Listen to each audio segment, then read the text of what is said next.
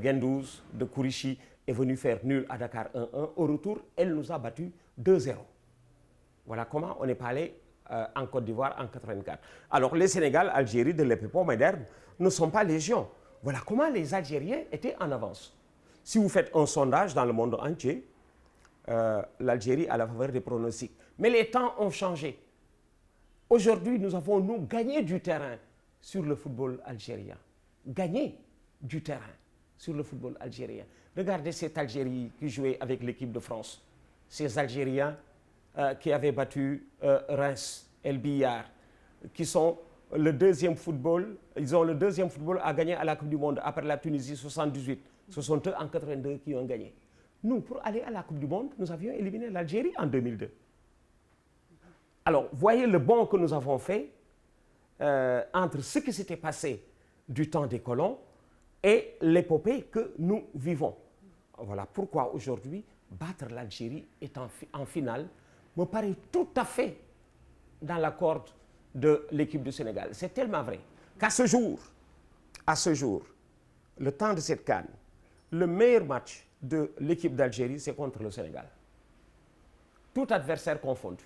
Son meilleur match, elle l'a joué contre le Sénégal et elle n'avait réussi à gagner que par 1-0 en début de deuxième mi-temps. Nous aurions pu égaliser. On aurait pu égaliser. Si l'arbitre nous avait donné le penalty suite à la balle de Sadio Mané, certainement on aurait égalisé et on se serait retrouvé toujours deuxième parce que l'Algérie avait meilleure différence de but. Aujourd'hui, la peur a changé de camp. Ils ont peur.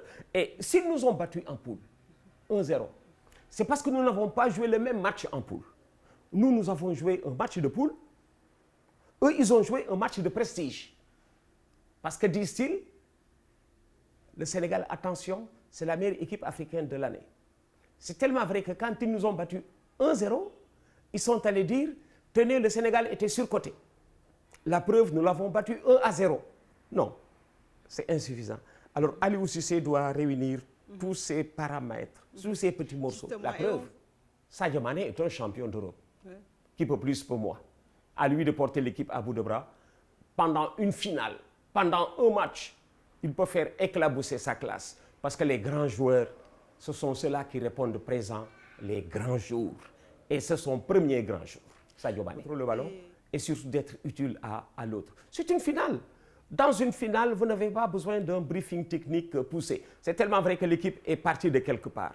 Vous aurez tout juste des correctifs à apporter. Et généralement, les finales sont ouvertes parce que c'est un match à résultat immédiat. En demi-finale, vous pouvez calculer. En finale, non, vous ne pouvez pas. Parce que tout finit.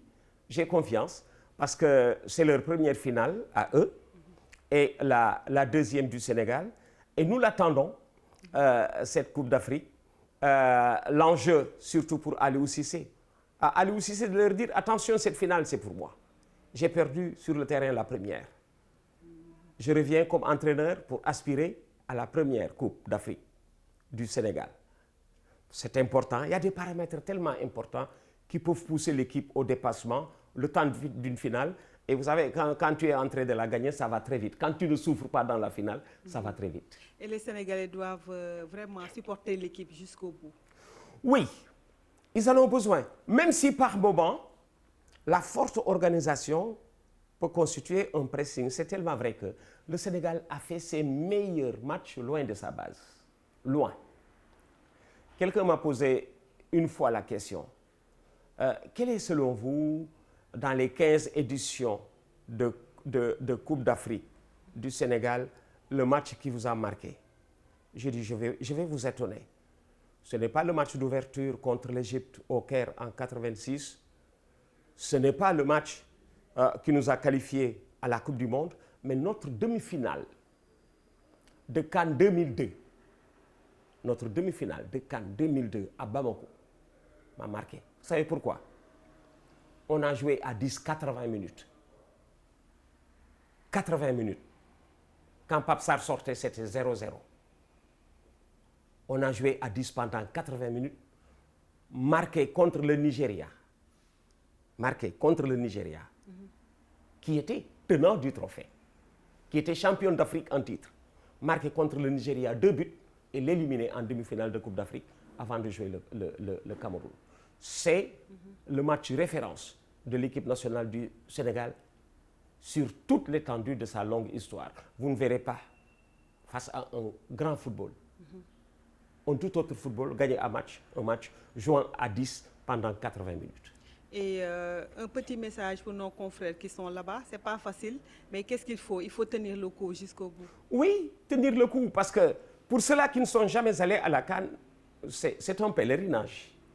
Vous faites des découvertes. C'est tout différent de ce que vous faites tous les jours. C'est tout différent, comme on dit, d'une ambiance de salle de rédaction. La preuve, il paraît que les journalistes sénégalais et tunisiens se sont battus. Est-ce que vous avez un envoyé spécial au Caire? On les prend souvent au téléphone. Où il faut demander s'ils n'ont pas perdu une dent dans la bagarre contre les journalistes tunisiens. Parce qu'ils se sont battus. Ils se sont battus entre journalistes. Voilà, les Sénégalais arrivent en premier, ils occupent des sièges, ils y mettent leurs sacs, ils vont faire autre chose. Quand les journalistes tunisiens sont arrivés, ils ont mis les sacs par terre et ils ont pris place là-dessus. Quand les Sénégalais sont revenus, c'était la bagarre, par exemple. Des choses du genre. Ils sont provocateurs, les Nord-Africains. C'est pas facile. C'est pas facile, la CAN. Vous êtes tous corveillables le temps de la CAN. Mais une fois de retour, vous vous rendez compte que ça fait plaisir. C'est comme la Mecque, je le disais. Les pèlerins ont beau être fatigués. Chaque fois qu'ils reviennent, si vous leur dites, vous êtes prêts pour demain, ils disent oui. On va retourner.